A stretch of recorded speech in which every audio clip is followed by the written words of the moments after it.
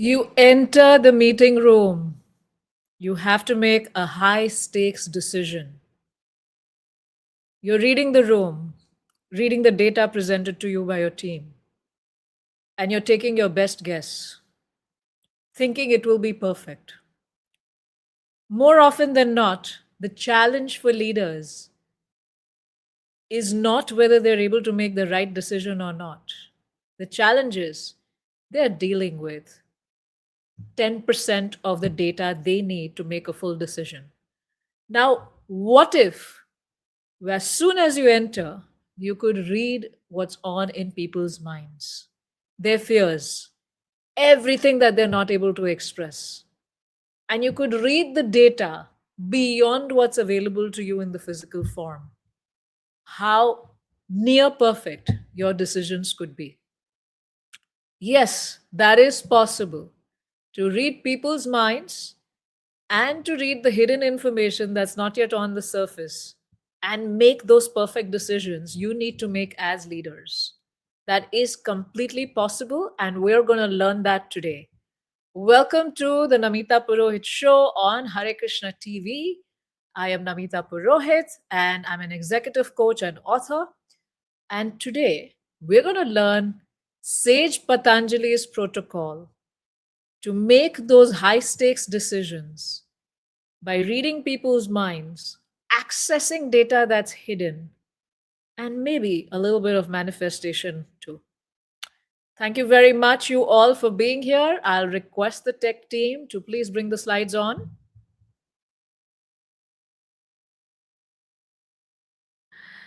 And as we mentioned, we're going with Sage Patanjali's protocols for high stakes decisions, to read the rooms, to see what others miss. And what are we going to talk about today? We're going to talk about how you can tap into your all-knowing nature. Yes, you have that capacity. How can you access that power available to you? And what is that Patanjali protocol? To read the room, to read people's minds, to access hidden information, and to manifest everything that you desire. What does Krishna say about Patanjali's protocol? How does one get there to that level? How does one, it's already there in you, and how do you tap into it, and how do you get there? What is Sage Patanjali's caution against this power? And how do you access a higher empowered state where you live life to your full potential? That's what we're going to chat today. Thank you for being with me, you all. Now, the understanding that we have from Eastern wisdom, from the Bhagavad Gita, from the Shastras, from the Yoga Sutras, from our scriptures, is that the soul by nature is Sat, Chit, and Ananda. It is full of eternality, knowledge, and bliss. So, Chit is the all knowing personality, quality. And the soul has that quality. Your soul, the ant soul, the elephant soul, we all have that quality. But because we are such amazing consciousness, it's covered by this material body and the identification with matter. Our soul is not able, the function or the qualities of the soul are dormant because of the covering. Yes? Now, the soul can know past, present, and future because it is a part of the divine. And the bodily covering and the identification with the body is what causes the soul to operate at less than 1% of its potential. Now, Sage Patanjali's method, the exact steps he gives, help us connect with our Chit, with our all knowing personality, that potency that we have. And what happens when you follow the steps given by Sage Patanjali? What do you get? You can understand any problem deeply and its solution deeply. You can hear animal sounds and you can understand what they're trying to say. You would have seen some people who have that power, and in the West, some of those who work on ranches, they're called as the horse whisperers. And Even they can communicate with the animal can communicate with them. They can understand everything the animal is saying, even when nothing is being said. Yes, you can know past, present, and future. These are the powers available to you. Some people can even see their own births and they can even see their own deaths. You can know your past lives. A lot of us are like, yeah, I want past life regression. And I used to get so many messages on like, can you do my past life regression? And I'm like, what are you going to do with that data? How is that data going to help you now? uh, you know and how do you know that by doing that past life regression you have reached that level of realization and understanding and that purity of mind that you're not hallucinating, you're not imagining, your subconscious is not creating images, but you're actually seeing the past. Yes, it requires certain steps to be followed before which you can reach that level of power. Yes, you can know other people's minds. Yes, that's what today's talk is about. How do you read anyone's mind? I really want to know what's going on in that team member's mind. I really want to know what's going on in my colleague's mind. I want to know what's going on in my customer's mind. I want to know what's going on in my venture capitalist's mind, the chairman and the board's mind, whether they're going to fund my startup or not. I really want to know what's going on in my husband's mind, my wife's mind, my child's mind, my mother-in-law's mind. I really want to know what's going on in people's minds so that I can act accordingly, or I can manipulate the situation to my advantage, or I can create win-win situations, win-win solutions, right? A lot of times we are seeking that information also to feel safe. And Sage Patanjali says that if you follow this protocol that we're going to talk about, you can read people's minds. You can see distant things. You can, so many times we lose stuff and we don't know where it is. But when we develop these powers, you can see distant things. You can see things far, far away with great clarity, which are covered by miles and miles and thousands of miles of distance. Yes, you could see that. And you could get the knowledge of this world and the other worlds. Yes, that is possible. You could travel at the speed of the mind. The siddhis that we read in the Hanuman Chalisa, Ashta Siddhi Navanidhi Ke Data, Swardin Janaki Mata, the Ashta Siddhis that Hanumanji has, the Ashta Siddhis that are described as yogic perfections. You can achieve the Anima, the Laghima, the all of those different siddhis that are available, become lighter than the air, smaller than the smallest, disappear, larger than the largest, heavier than the heaviest. You can become all of those things. You can make all of those things possible for you. Basically, you can have the power to manipulate matter. Now, reading people's minds, and I also shared a reel on this, is Sunil Grover. His mimicry is really popular these days. Yes. And it's amazing how he does this fantastic mimicry, like the way he kind of embodies that actor that or that personality that he is mimicking. Like, and here I have some of these pictures here of how he's done it for Amir Khan, Salman Khan, Kader Khan, Rajamouli, the director. And when you see him act, it's like you feel that he is the one, he is the real person. Now, how does he achieve that? How does he achieve that level of mimicry? How does he achieve that level of connection with the person that there is no difference between him and the other person? And that's the potency of being able to read and enter another person's mind. So, when you're able to enter another person's mind, you can completely understand their qualities, their behavior, their mannerisms, and how they're going to act, and you're able to repeat it yourself. So he's got some level of that power. And I'm not saying he's a realized yogi or he's a realized devotee. I'm not saying that, but it is a reflection of that power of being able to read other people's minds that we see around in popular culture. Yes, how you are able to predict other people's behaviors also is about one of the faculties of being able to read other people's minds. Now, the way Patanjali explains this is not through some magic. He doesn't explain this through some divine some magic and some witchcraft and you'll be able to do this and do that. No, he gives a proper quantum physics explanation for this. And he talks about he talks about quantum entanglement. Now, these are science. Those people who are interested in science can go and look up these powers and can understand what the quantum entanglement feature is, and what the seer and the seen are, what the particle and the wave state at once, and the observer effect. I see somebody putting in some very nice comments about what would be the advantage of such potency. Just chant Hare Krishna, guys. Question to you, Transcendental. Why are you watching the show when there is no need for you to watch the show, if there's no advantage of such a potency? Yes. And how do you judge a show before watching the complete show? My question to you. Yes. So be patient and watch, and let the others also have a good time. So Patanjali explains this with quantum physics, and he's talking about quantum entanglement. Now, what is quantum entanglement? When two particles, if they ever connect with one another, and they are dispersed and they are put in different places, and they never are, in proximity with each other, they are always still entangled and always still connected with each other. Yes, that's one thing. The second thing that Patanjali talks about is the seer and the seen are one.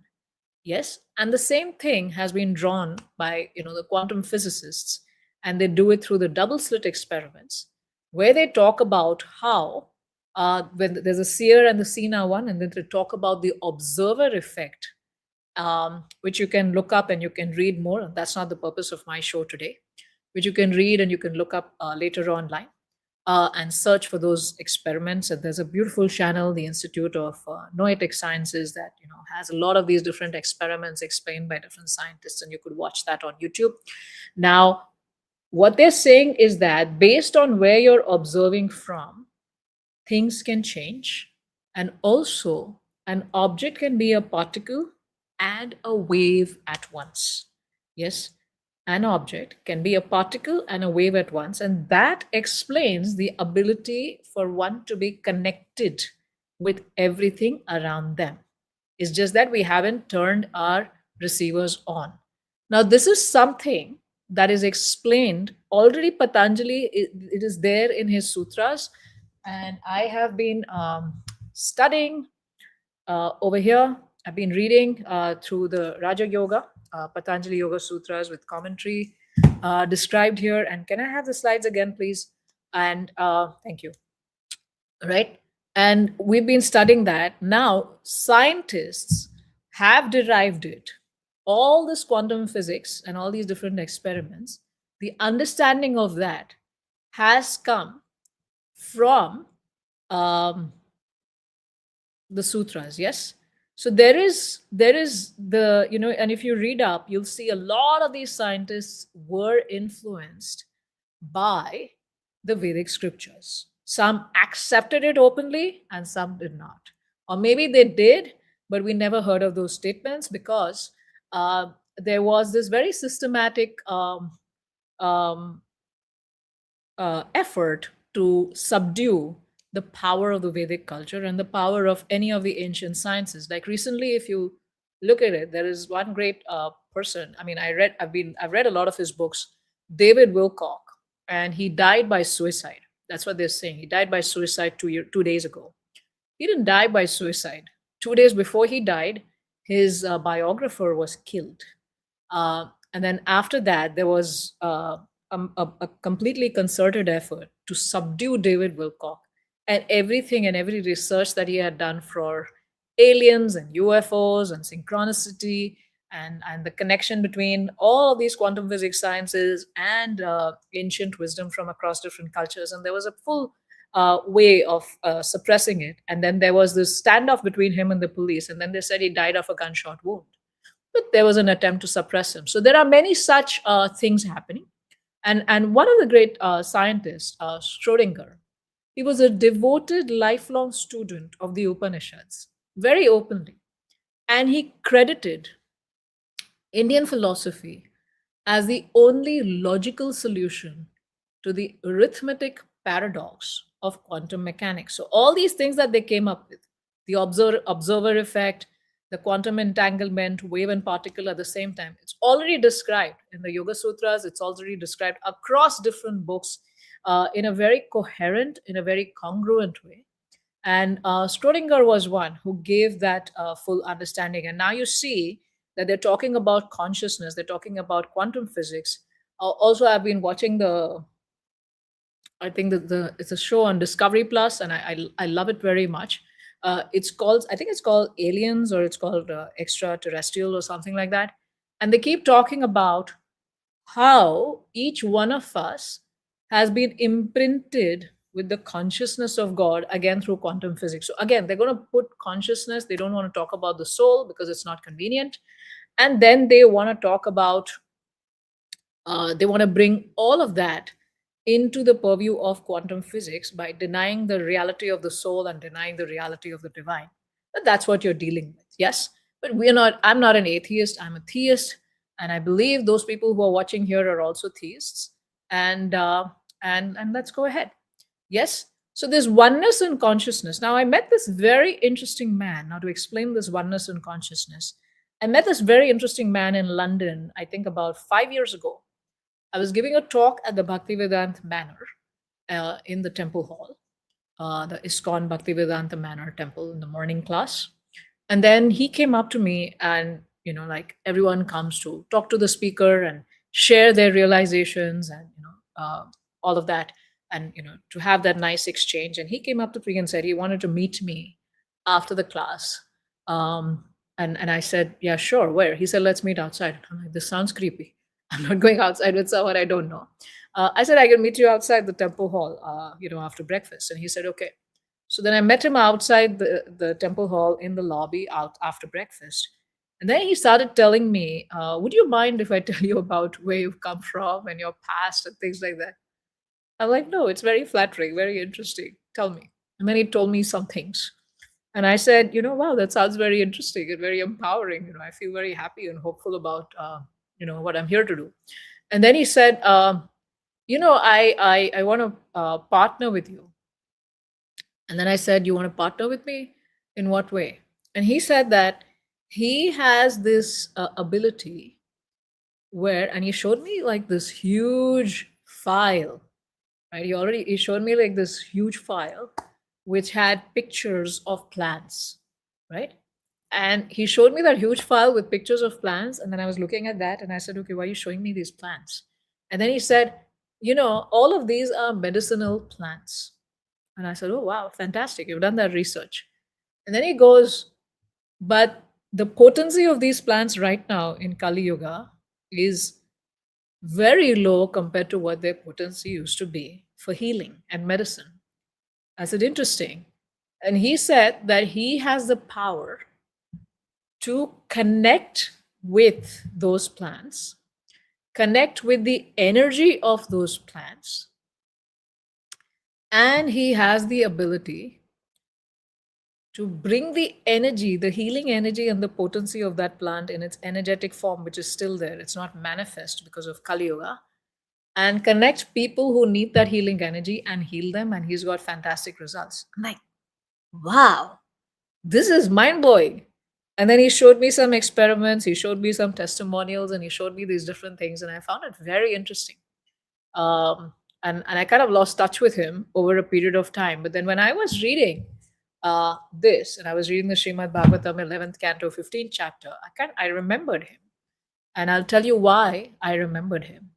Is because Sage Patanjali in the Yoga Sutras, so the Yoga Sutras is divided into 4 parts. Patanjali talks about it in 4 parts. And then in 4 parts, he talks about the Samadhi Pad, the Sadhana Pad, Vibhuti Pad, and the Kaivalya Pad. Now, in the 3rd one, which is the Vibhuti Pad, is where he explains all of these things. And the protocol that he gives through which you can read anyone's mind and get all of these different powers that I described are described in the 3rd section of the Yoga Sutras. And he talks about different levels of focus. And he talks about when somebody can do Dharana plus Dhyana plus Samadhi, which is equal to Samyama. And if somebody can do Samyama, which is Dharana plus Dhyana plus Samadhi, on one object continuously, then they are able to get the information. So if you do a Samyama With that level of focus on somebody's mind, you can read their mind. If you do that level of focus, fixing the mind, dharana plus dhyana plus samadhi, on a book, everything that's there in the book. If you can do that on something at a distance, you get all the information that is there in the distance. Now, what is this samyama, which is a combination of dharana, dhyana, and samadhi? What is dharana, dhyana, and samadhi? Dharana is to fix the mind on one object. Yes. And your mind is going to keep going here and there, but you bring back to focus. Yes. So that is dharana. Your mind is going to waver, but you bring it back. And the more you're able to focus on one object for a long period of time, that means you have perfected dharana. A lot of us don't have that. And especially in this age of distraction and this age of short video, I was watching this short video by Elon Musk, and he said that the worst thing, the worst creation right now is short videos. Yes, why? Because that has completely changed the ability of people to focus and to stay focused on one thing. Because they want everything short, they want that dopamine hit, and that's what's making anything difficult for them, focus difficult for them. So we're already so distracted, already focus is so difficult, plus all of this extra information we consume in a day. Now, this ability to fix the mind on one object for a long period of time is dharana. Now, to fix the mind, as in you can just see that one object and you don't see others. Now, if you're able to do that for a long period of time, that is called as dhyana, where only that object remains in front of you. There's nothing else. Your mind is not even going anywhere and you don't even have to bring it back. Yes.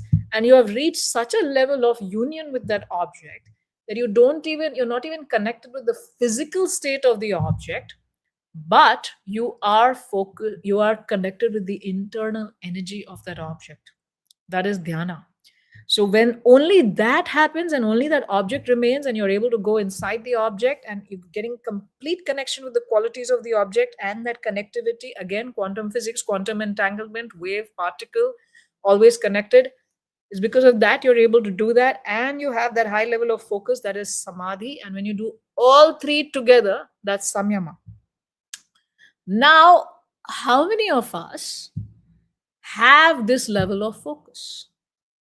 How many of us have this level of focus? I'd love to hear in the comments. How many of us can focus for this period of time? How many of us have that focus? Yes, we don't. Now, as a leader, if you have reached a high level of focus, dharana, dhyana, and samadhi, when you are meeting a strategic problem at work, right? When you are trying to solve that problem, you're taking time off for yourself. A lot of times, just taking time off and thinking through something clearly helps us come up with a solution because your mind is free from distraction. I'm not talking about that. I'm talking about when you take time off from a problem and you are able to achieve total absorption in that problem with whatever information your team has given to you on paper. And I'm telling you, that's just 10% of the information that you need to make a perfect decision. Yes. And no matter what you do, it's not possible to get that 100% through the methods of available of data collection today. Yes. Now, when you are able to achieve total absorption in a challenge, the samyama, that level of deep focus, you can see past the surface level noise, past the biological emotional noise. You can get information, that union, that oneness with that problem and yourself, thinking through it. You can get all the deeper information you need that helps you have these insights that others often miss. And you make near perfect decisions. Yes? Now let's talk about, again, when you are able to do dharana, dhyana, and samadhi on one particular object, because Patanjali talks about If you are able to do that samyama on the strength of an elephant, you can become as strong as the elephant. If you can do samyama on a particular place, you can get all the information of that particular place. We talked about Sunil Grover over here. Yes. And many such examples. Yes. Even past, present, and future, past lives, distant information, information about anything that you want, sounds that people are talking, you can even understand what they're talking, which may be like they may be in a different country, but they're talking, and you can get all that information. That's all possible because of this quantum entanglement. Yes. But for that, we need this level of focus. Now, if you, as a leader, as a founder, as an entrepreneur, are meeting a strategic problem, you have 10% of the data. But if you have developed this high level of focus, then you can cut through the surface level of surface level noise, get through the root cause, cut through the biological noise. What is biological noise? Emotions, fears, biases in decision making. You can get the data you need and make near perfect decisions. And why do I say near perfect? Because in the Bhagavad Gita says that success requires the harmony of these 5 factors. Yes, which is the physical body, adhishtanam, the performer or the doer, which is you, karta, the senses, which is karanam, the endeavor, effort, which is cheshta, and divine intervention, permission, which is the super soul. So these 5 factors are in play. So while you can get all the data and solve a strategic problem perfectly, why I'm saying it's near perfect? Because some of these things are not in your control that need to be in harmony. And also, as a leader, as a high performer, as a high achiever, once you've got the solution to a problem, you also have to get team buy in. Your team has to buy into your vision, your way of solving that problem. Yes, your vision has to cascade over multiple layers of your organization. And you have to bring everyone together so that everyone can work in unison across the enterprise, across the matrices, across the enterprise, and solve the problem. So a lot of these things are not in your control. But when you develop the right leadership qualities, you develop your presence, you develop your influence, uh, and then because of that, the vision cascading and the following naturally follows. So you have to also develop your leadership qualities for it to cascade. But yes, this is possible. This is what is said by Patanjali, Sri Patanjali, in the Yoga Sutras. Now, I do show up live every Friday. I am on alternate weeks on the Hare Krishna TV with the Namita Purohit show. And on alternate weeks, I am on my own channel, the Namita Purohit channel. And I request you to subscribe to the Hare Krishna TV channel and to my channel. The link for my channel is in the description wherever you're watching. Or you can search for Namita Purohit and subscribe to my channel on YouTube so that you can get updates. And I've done more shows on depths of Patanjali Yoga Sutras and their application. Even I've talked in detail about manifestation. And you can watch those videos on my channel. So please subscribe to Hare Krishna TV and my channel so that you're current and you know when I'm live next. I'm live every Friday, same time, either my channel or Hare Krishna TV channel. Yes. Now, is this power possible? Yes, it is. It is said in the books. It is said by Sri Patanjali and Sage Patanjali in the Yoga Sutras.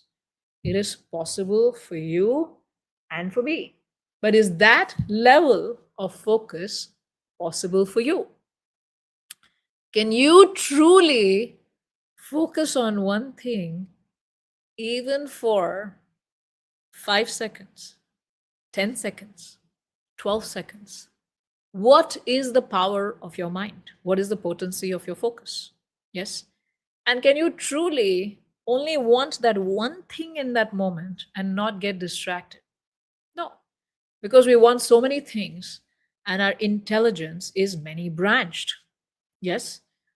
Krishna says, Vyavasayatmika buddhi eke hau kurunandana bahu shakha yanantascho buddhayo vyavasayinam.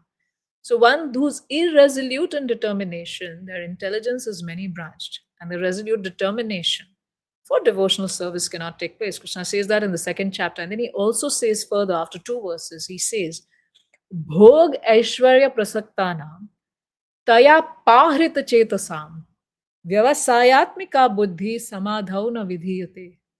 So, Bhoga and Aishwarya, those who are too attached to sense enjoyment and opulence, the resolute determination for bhakti does not take place. Detachment precedes all achievement. All achievement. You see Mozart, Beethoven, Einstein, you see the great geniuses in the world.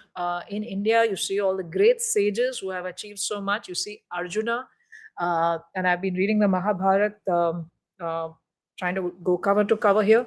Uh, uh, you see them, there is so much that Arjuna sacrificed in order to have that level of skill.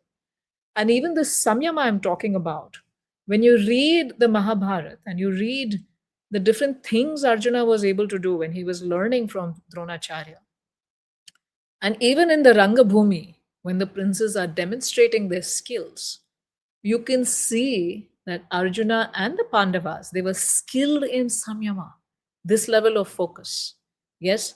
And that's why they had the capacity that they had. So their training was not just with the physical warfare, but it also was a very, very, very fine mind that was able to focus. Yes. And you see that even when, they've come out of the Lakshagraha and then they're staying in the forest. And when they're in the forest and they're taking shelter in a very poor Brahmana's home who's crying in the night. And then Kunti Devi asks them, like, what is the issue? And then the Brahmana says that, one of us is supposed to go as an offering of food to the demon along with a cart full of food. And she goes, don't worry. My son, he's mantra siddh. So he has these siddhis and he can completely destroy that demon. Don't worry about it. We are grateful to you for the shelter that we've received from you. And this is our chance to serve you and take care of you because you've given us shelter. And my son will go. So when you read that, you realize Bhima had this level of samyama as well. Now, we are not able to focus on one thing because we have many branched intelligence. We want so many things, Bhoga and Aishwarya, and therefore we are completely distracted. To detachment precedes all achievement. Arjuna had to detach from so many things to reach that level of great, great archery, to be the greatest warrior on the planet, right? And you look at the great scientists, you look at even people that I was surrounded by when I was working at Microsoft, and the tech people that I see when I keep traveling back and forth between Seattle and Mumbai, you see the level of intellect they have is coming because the level of focus they have on what they're doing, and that calls for detachment from many other things. That is what leads to mastery. Now, do we have that?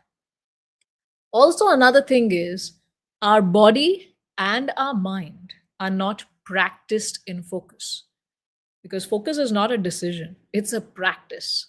Our body and mind are not practiced in focus, right? Strong, and we have strong identification with the body, with me and my mind. Yes, I want this, I want that. We're not able to step up of that identity. And as I mentioned in the beginning, the potency, the all knowing potency of the soul is covered because of the identification with the body. We're not acting from our spiritual core, our spirit soul, part and parcel of Krishna. And we want control on many things. Yes? So, is it still possible for us? Is that a question you have? Absolutely. That's why you're watching the show. So, how does one get there? How did these people get there? What is Patanjali talking about it? So as I mentioned, this is the third part of the Patanjali Yoga Sutras. The first two parts he talks about how do you get there. Now, Patanjali, now this is not about reading anyone's minds. It's not about a shortcut to control people. Yes, the idea is not to control people. The idea is to master ourselves so that we can, with us mastering ourselves and being able to act from our full potency, can really serve the Lord, the Lord in wonderful ways with the powers that He blesses us with. Yes. And that's the point. The point is not control, because you try to control, you'll again lose these powers. They're not given to those who want to control. Yes. Now, how does one get there? So again, as I said, we're not practiced in focus. Yes. Now, how do we get practiced in focus? Is through preparation that Patanjali talks about in the sadhana path. and the Samadhi path. Yes, the cleansing through methods, and that's described in the sadhana path and Samadhi path, and you could read that on your own. Uh, I'll give you a brief description here today. Is and then comes vibhuti. So once you have clarified, once you've purified yourself, once you've learned how to do your sadhana properly, then comes the power of samyama. Because Patanjali, the steps that he's talking about are yam, niyam, asana, pranayam, pratyahara, dharana, dhyana, and samadhi. Samyama is dharana, dhyana plus samadhi. What comes before that? Yam, niyam, asana, pranayam, and pratyahara. When you do these things properly, your body and mind become balanced and practiced in focus. Then dharana is the beginning of focus. Dhyana is continuous focus, continuous absorption on one object. And samadhi is that oneness you achieve in the information being shared with that object between you and them. Yes? So we need the prior 6 steps to be able to come to that level of dharana, dhyana, and samadhi. And how many of us are doing that versus doom scrolling across social media, trying to, like, nowadays, if you have any curiosity about something, you immediately go and we ask AI, do I need so much information? Do I need to know so many things? I don't. Whatever I need to know, let me focus on that. Let me keep my mind and my body pure. Let me not bombard myself with more stuff than I need. Let me not be around people who are too agitating to my mind. Let me find a way to keep my body and mind calm. And that is what is yam, niyam, asana, and pranayam. Yes. Now, let's go further here. Somebody's repeatedly requesting me for Hindi, please. This is an English show, and you're asking me Hindi, please, in English. That means you understand English. So this is an English show. I've done hundreds of shows in Hindi, and you could watch those. But these shows are in English, and later you can watch the recording with the auto dubbing feature, and you can watch it in Hindi. Yes, thank you. Now, how does one get there? Is through yam, niyam, asana, pranayam, pratyahara, dhyana, and samadhi. Now, what is yama? Yama is your behavior becomes non harmful, truthful, non greedy. You're following some ethics in your life of good behavior. Now, example, if you're a starter, I used to have a client because I do coach high performers, that's my job. My client was this entrepreneur who was doing amazingly well, but he loved to be on a high. And what gave him a high? The high he got was from taking massive risks in business. Now, if you take massive risks in business, there's no risk, no gain. There's a chance for massive gain as well. Yes. And he was a good businessman and he knew how to manage that risk, and he knew he was a very intelligent person. So he always did really well in his business because he was good. But at the same time, it created massive anxiety, created massive pressure on his team, and created massive strain in his relationships with his wife and children. Because he was always thinking about that risk and always thinking about that big problem he was trying to solve. He never had the time to connect with his wife and children.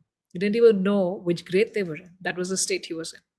Yes. Now, because of that massive risk, and things will happen, as I said, not everything is in your control. So yes, now when he was able, so once it turned out, and as it happened in every risk story of his, there was a situation where it was very difficult to manage that risk. Yes. Now, when you do something like this, you will get massive achievement, but at the same time, it's going to disturb your mind. It's going to disturb your mind a lot. It's going to take you away from sattva. It's going to reduce your faculty of thinking and of action. We think we can act more in the mode of passion. No, you actually are sharper when you're able to act better and get a lot more done when you're in sattva. So now this is not yama, where there is so much covetousness. I want this, and you're going like it's atyahar. That's not yama. That's not living a restrained life. That's not living a measured life. Doesn't mean you don't go out of your comfort zone and you don't do it, but this was like way off. Now, when you don't do that, how does that impact you? You're in stress. You're screaming. Are you able to retain your employees? Are you able to get them and the same set of employees to keep churning without rest? Uh, one risk, one high profile project after the other. You burn people out, they leave. You're not building a sustainable organization. Yes. So that is what happens when you're not living a life of yama. Niyama is building an inner life that is pure. What are you eating? What are you consuming? What is your daily sadhana? What is your practice? What are some of the things you don't do at all? What are some of the things you practice, the rules and regulations?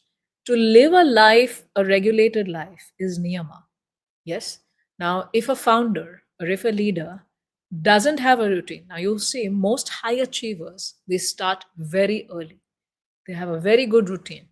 And I'm talking about these people in the West also. I know from where I come from, and I lived for so many years of my life, Seattle, and I still live between these two countries. Is this traffic at 5 a.m. in the morning, which means people have gotten up so early and they've left early and they're already on the road trying to reach work. And a lot of them are working from 5:30 to 3, and they're picking up their kids, then they're doing this, they're doing that, they're doing so many things. But people work very hard, they're very focused. A lot of people have their mornings in control, they have their routine in control. That's what is going to help them with performance. Even a cow, when a cow's routine is maintained properly, the milk production is much higher. So, living that regulated life, asana is to have a regulated body, is to knowing how to make your body steady. Because when your body can be steady, your mind can be steady, right? Now, if I'm working with someone who's constantly shaking, who's constantly moving, constantly doing this, I'm wondering about how steady is their mind, right? So, therefore, asana is very important to learn how to bring that steadiness in your body with that event and to keep your organs healthy. And the asanas also help in expelling unnecessary thought energy from your body, from your chakras, from your nadis. Now, when you bring your body to steadiness, then then you also work on your breath, regulating your breath, because you regulate your breath, you're purifying your 72,000 nadis, especially the Ida, Sushumna, and Pingala nadis, of all these unwanted desires and all these unwanted things that are distractions in your mind. And Srila Prabhupada talks about that in the Bhagavatam in one of his purports. And you're purifying. And when your breath is regulated, that brings you to some possibility of calmness in the mind, of sattva. And then there is pratyahara.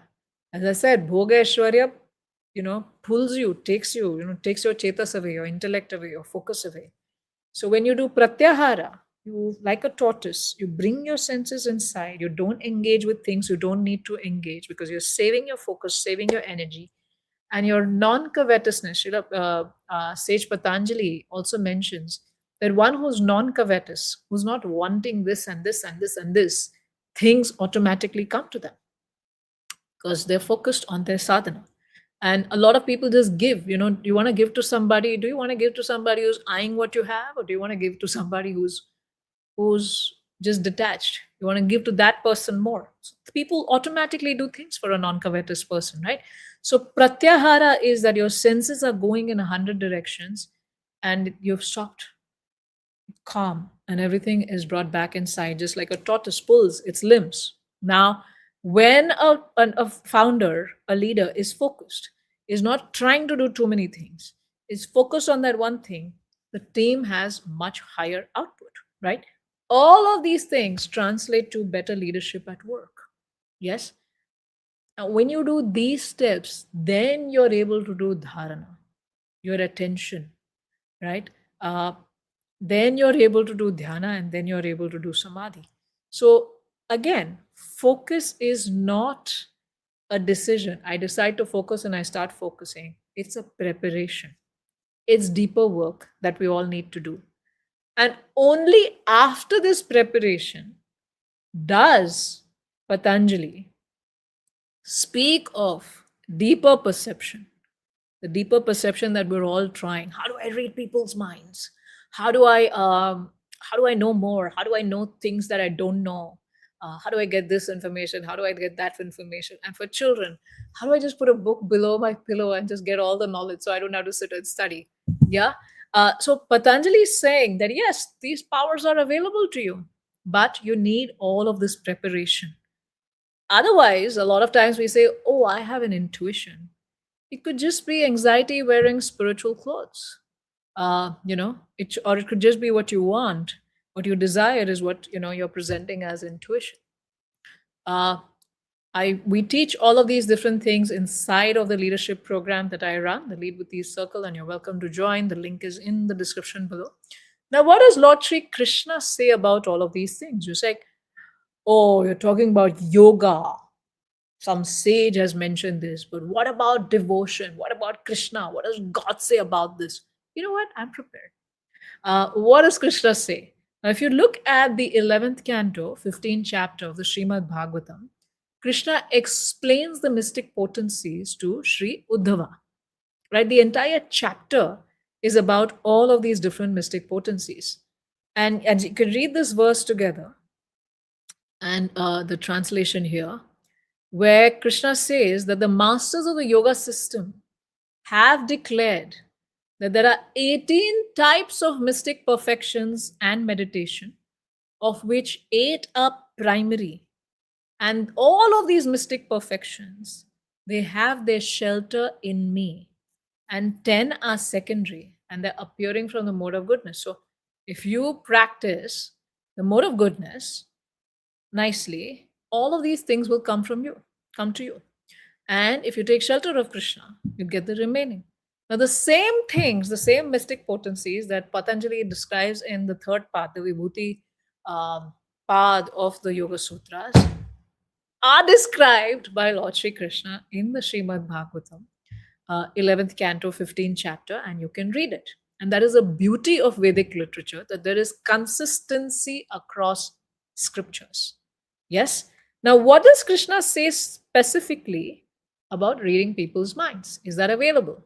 So when in the same chapter, after the third verse, and he describes many more powers, if you read chapter like texts 8 and 9 combination, he mentions something as Chittady Abhijata. So how do you know what's happening? Abhigya, knowledge of what's happening in another person's mind, consciousness. And he says that the power to know the past, present, and future, tolerance of heat, cold, and other dualities, knowing the minds of others, Chittady Abhijata, checking the influence of the fire, sun, water, poison. And there are so many stories. Culturally, I'm a Rajasthani. And when I was growing up, on the various festivals and important days we had, we would read the story that was connected to that festival. And many of the stories, there were festivals connected to women. Those stories were all about how powerful those women were because they followed a life of duty and chastity, and how they had the power of checking the influence of the fire, the sun, the water, poison, disease, so many things. Yes, and that is possible. And remaining unconquered by others. These constitute the 5 perfections of the mystic processes of yoga and meditation. I'm simply listing these here now according to their names and characteristics. And then Krishna describes how these specific mystic perfections can be achieved. Yes? So now we look at the next one here. So what does Krishna say specifically about knowing other people's minds? If you read further down, text 19 in that chapter, he says that purified living entity who fixes his mind on the extraordinary sound vibrations that are emanating, occurring within me as a personified sky and total life air, is then able to perceive within the sky the speaking of all living entities. Yes? So if you focus on the sound in the Akasha, which is actually the Om sound, and if you focus on that, perfect your meditation on that. Now again, to focus on that sound means the preparatory steps that Patanjali has given. Then, if you've become practiced in focusing on the transcendental sound, and the Hare Krishna Maha Mantra, which is non-different from Krishna. It's a vibration emanating from the Lord. Hare Krishna, Krishna Krishna, Hare Hare. Hare Ram, Ram Ram, Hare Hare. So when you focus on that, then you can perceive within the Akash the speaking of all living entities, what they're communicating, what they're thinking, everything comes to you. This is what Krishna is saying in the Bhagavad Gita. Now, for that, Patanjali mentions also, and he mentions that right in the beginning of the Patanjali Yoga Sutras, and he says, it is Ishvara Pranidhanadha, a high state of purity and surrender to the divine. So we don't do just these 8 steps just randomly. You'll do it, you will get the mystic potencies, but then they can be a distraction. But when you do it with a high state of purity and surrender to the divine, all things will become apparent to you. And he talks about that as the pratibha in the Vibhuti Pada, right? Some people can go through this process, or some people can go through this process. But even for your bhakti to be followed properly, you need to follow the rules and regulations of bhakti, which are very similar to what Sage Patanjali has described. And he especially stresses on non covetousness. The less you want, the more you get. That's the principle. And Sage Patanjali cautions that powers are a byproduct. The main goal is not these powers. To be able to read, that's not read other people's minds. That's not the main thing. You just happen to get it, right? One can get bewildered by these powers because your container is not ready. Then you can get bewildered by these powers. You don't know how to use them, and you can become extremely manipulative. And you can actually create really bad karma for yourself. You can create massive destruction, and you can create so many problems for yourself and others.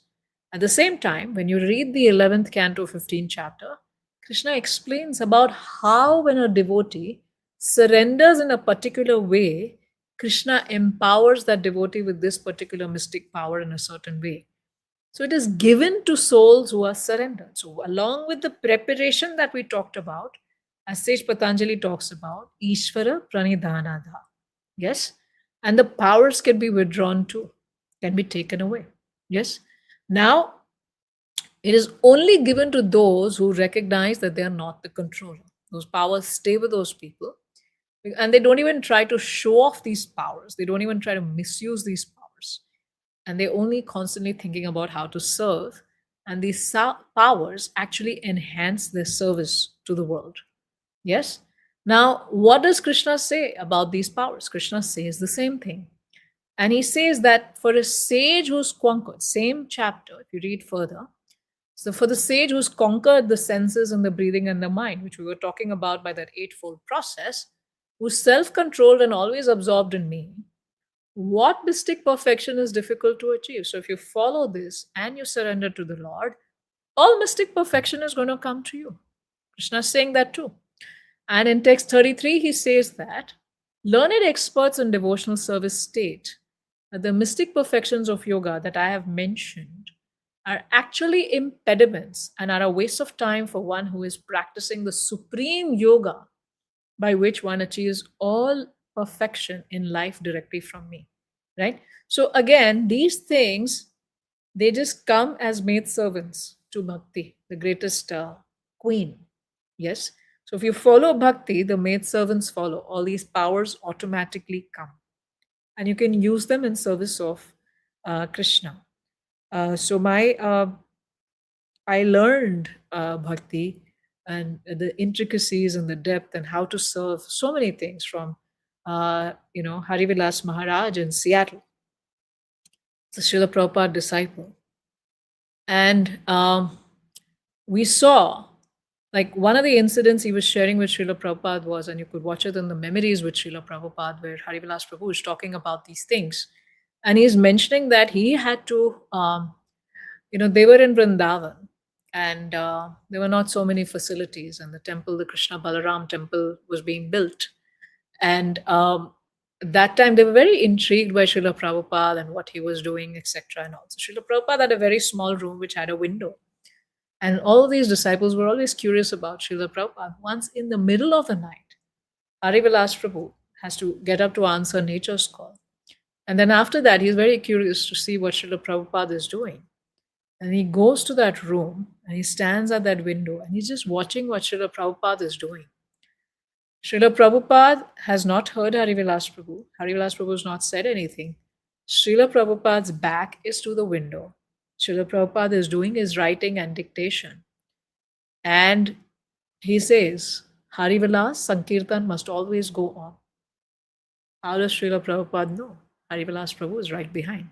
So because he was such a great devotee, so many potencies were available to him. And Harivilas Prabhu shares another thing, that once he was in Europe, he was the temple president of France, and Srila Prabhupada was there, and Harivilas Prabhu had gone to meet him. And then he was supposed to take a ferry from one particular bay or port to another place. And then Srila Prabhupada said, are you sure you're going to go from that place? And Harivilas Prabhu said, yes. Oh, no, maybe you should go from this other place. And Harivilas Prabhu said, no, this is the regular way I need to go. I always go from here, so I'll go from there.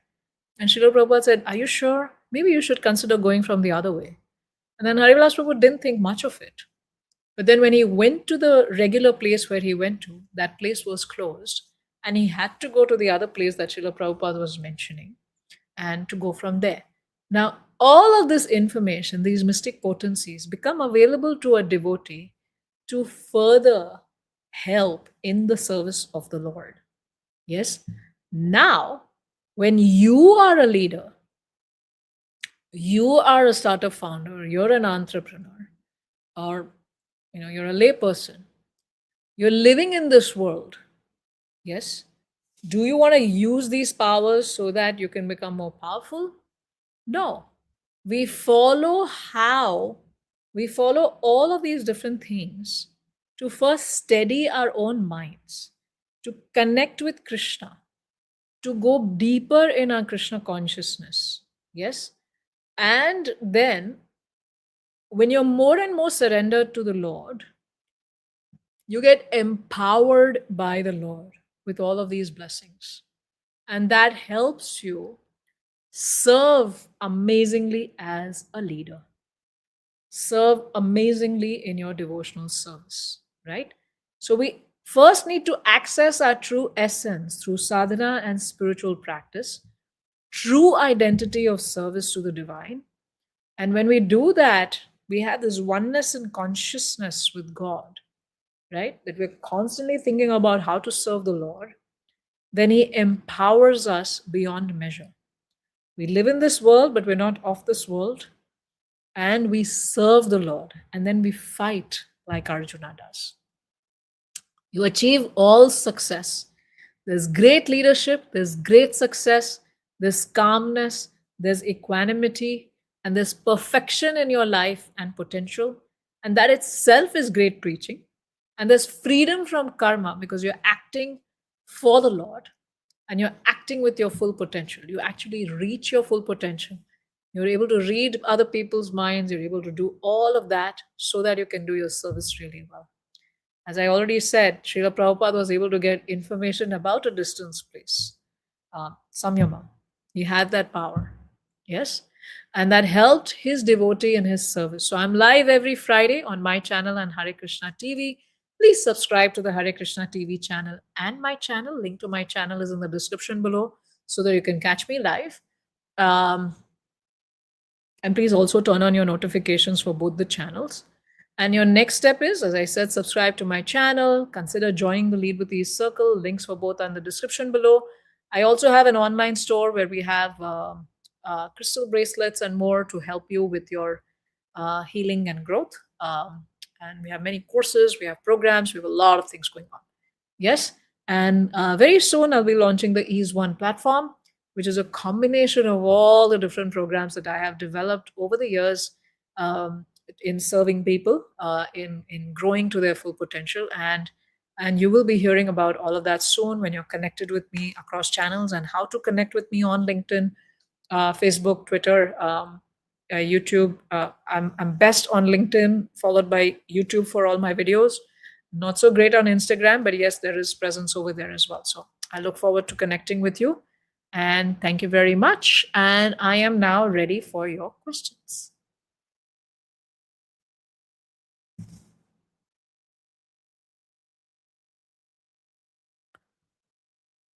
Hello. And we also have a short break before we get to questions.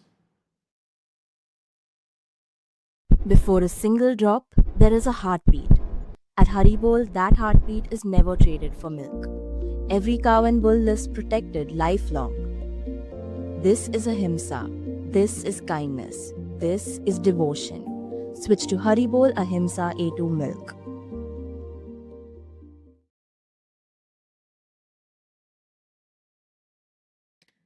Yes, we can have some questions, please.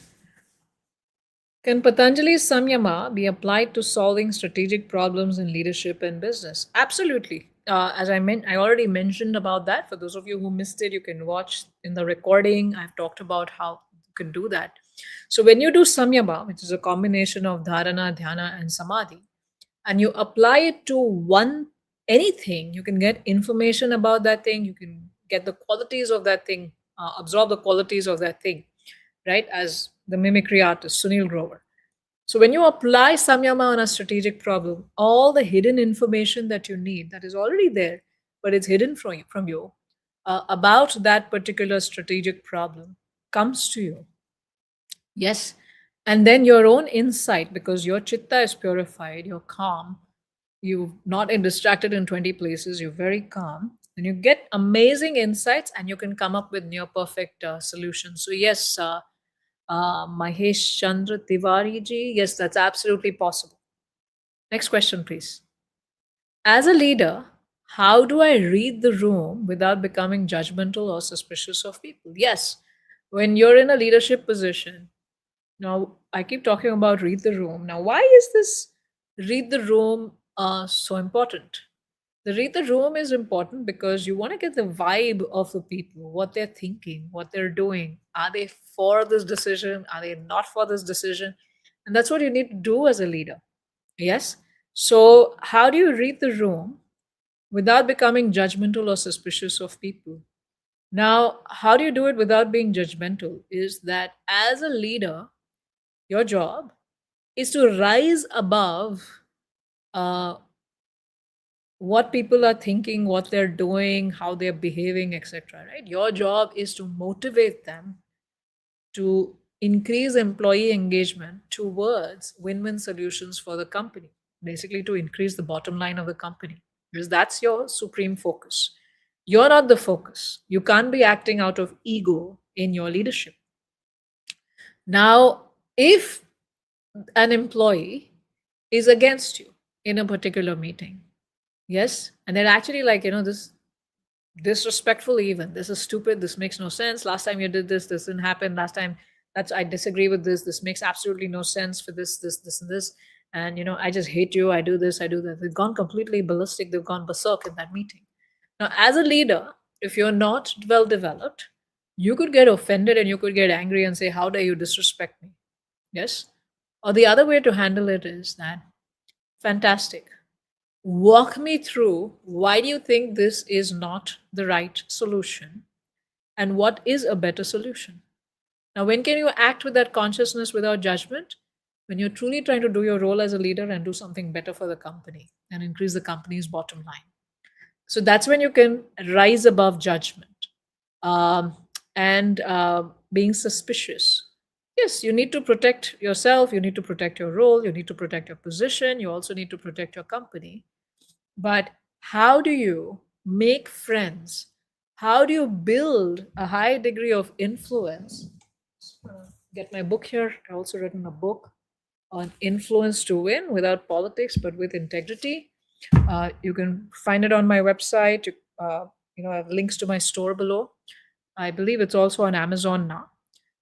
So, how do you build influence with people where they are aligned with you and you don't have to be suspicious of them? How do you, and part of building influence is to build strong relationships with people. right? So when you build those strong relationships, which means you have great information exchange and you have great trust, there's no need to be suspicious.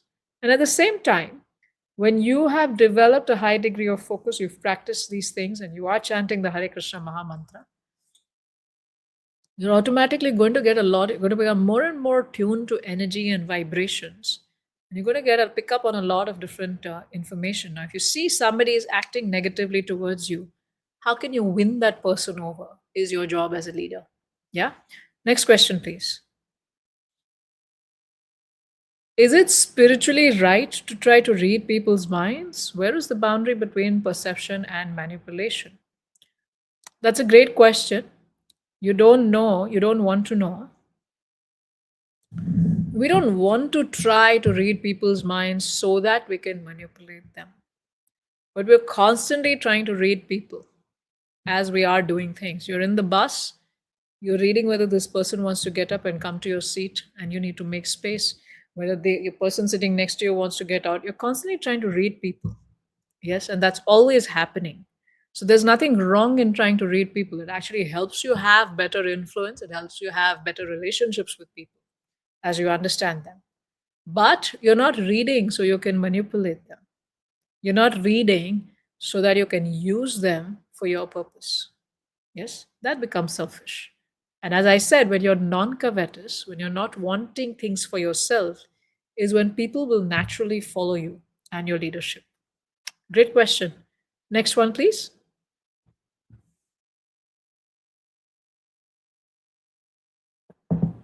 How does a leader know whether they're seeing clearly or projecting their own fear and bias? Nice question. Is to always check you're making collective decisions. Yes. So while you are able to read the situation well and get the information well from a particular situation, your decisions also have to be collective, right? So you want to run your decisions with your peers, you want to run your decisions with your mentors, you want to get guidance, and that's what keeps you protected in not falling to your own biases, and doing truly what is right for the company, right for the stakeholders, right for the shareholders, and right for people's growth under you. Next question, please. Before reading another person's mind, how should a leader read their own mind? Great question. It's important, very important for a leader to be absolutely self-aware and to be absolutely self-partnered. Extremely important for leaders to do that. Yes. Now, the more you practice the rules and regulations that Patanjali has mentioned, and the rules and regulations of bhakti, of chanting Hare Krishna, and you become more and more careful of following those things, they actually help you know yourself better, understand your urges better, understand your desires better, your aspirations, your attachments better. Yes? So the more you do that, that way you understand your own self better. And you work on purifying yourself, on uplifting yourself. And that's what helps you read yourself better. Just the process helps you read yourself better. Yes? Next question, please.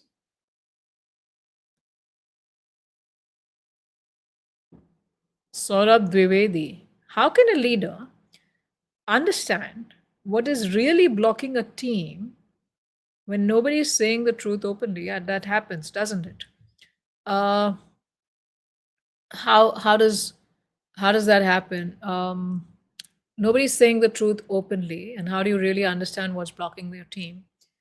Is again, as a leader, a lot of your work is psychology, is reading body language, and it's about years of experience also to understand what is blocking. Yes, and to also constantly seek feedback on your own leadership and your own leadership decisions. And the very fact that nobody in the team is speaking openly means that there is lack of psychological safety within the team. They're not feeling safe to express themselves openly. Maybe they're fearing that if I speak openly, I might lose my job. If I speak openly, my leader may get upset and may block my promotion, or they may give me a bad review, or they are wondering about, whether they're right or not. Some of them may feel scared that I have to say the right thing. If not, then my leader will get upset with me.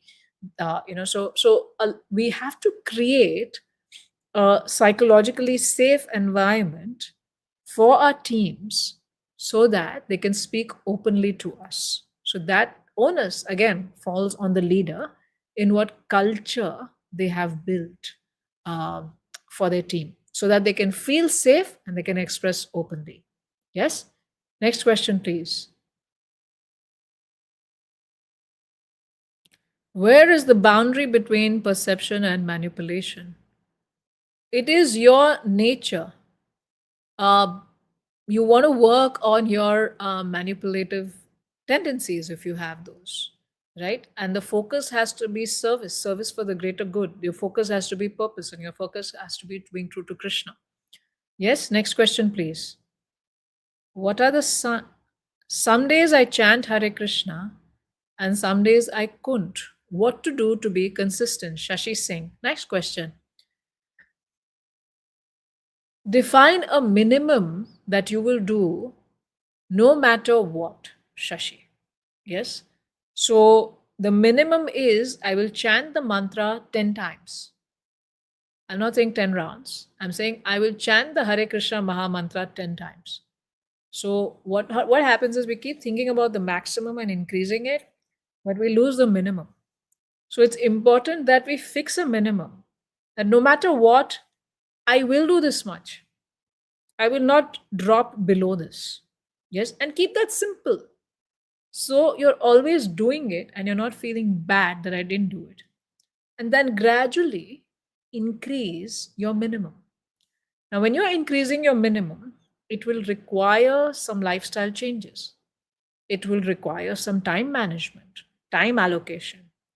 It will require us to be able to handle our mindset as to why we're not able to chant Hare Krishna, right? Why we're not able to focus.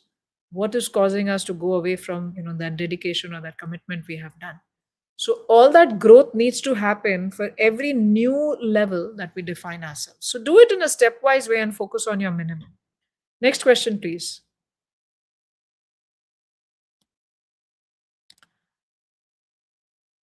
How can a leader know whether someone is genuinely aligned or only saying yes outwardly? Uh, so that comes with experience and that also comes with employee engagement. Yes. Now, they may say yes outwardly. You have to create some systems in place so that they can convert the yes to action. Now, how do you do that? What systems have we created so that this employee is engaged? And if you've had a meeting and then these people have said yes to it, there has to be an active follow up system created so that your influence cascades across different leadership levels. Now that's communication system needs to be in place that they've said yes. And then, okay, so what is the deadline? When are we going to do it? What is the communication system? How will the reporting work? And then the leader needs to be involved in making sure all of that reporting and all of those things are happening and you're making it happen, you're following up. And that is how you can keep the employee engaged and aligned. Yes, next question, please. Hare Krishna Mataji, what are the signs that my mind is too disturbed to make a good decision? The first thing is that Abhilasha ji, read what are the qualities of the mode of goodness, the Sattva Gun. Yes. Now, the natural position of the mind, where the mind performs the best, is when it's in Sattva Gun. Doesn't do really well when it's in Tamas or in Rajas. Yes. So when you need to make a decision, you need to bring your mind to Sattva. So read up what the qualities of sattva are.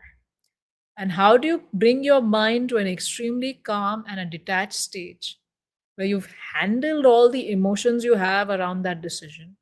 You've calmed yourself down. You worked on some of the irrational beliefs, unhelpful beliefs that may be blocking, and the biases that may be blocking you. And all of that work you can do when you bring yourself to sattva. So, how do you bring yourself to sattva? Is by having a regulated lifestyle, a regulated diet, by being around sattvic people, by engaging in sattvic activities of walking, calming, all of those things, and chanting the Hare Krishna Maha Mantra, which is Shuddha Sattva, praying to the Lord for guidance, bringing yourself to this calm state by these activities, and then approaching the decision making process. Yes? Next question, please. All right, I believe we are good with questions now and we are closing the session. So, thank you all for being here today. And it has been my pleasure to be with you all and answer your wonderful questions on application for these principles. I am live every Friday on my channel and the Hare Krishna TV channel, alternate weeks, and so on. So please subscribe to the Hare Krishna TV channel, like, subscribe, and share. And please also like and subscribe and share my channel. The link to my channel is in the description below so that we can all stay in touch. And please also donate to the Hare Krishna TV channel for all the wonderful knowledge that is being shared through the Hare Krishna TV channel for all of us. Thank you all and thank you very much. I hope you have gained some insights on how to read other people's minds, but more than that, what is the preparation you need to do to come to that level of focus? And what are the amazing things that focus can bring to you uh, that has been described in the Patanjali Yoga Sutras and in the Srimad Bhagavatam by Lord Shri Krishna, right? And that is the potential and the power we carry. And I hope you're amazed by it and hope you'll do something about it and keep chanting Hare Krishna until we meet next time. See you and bye bye.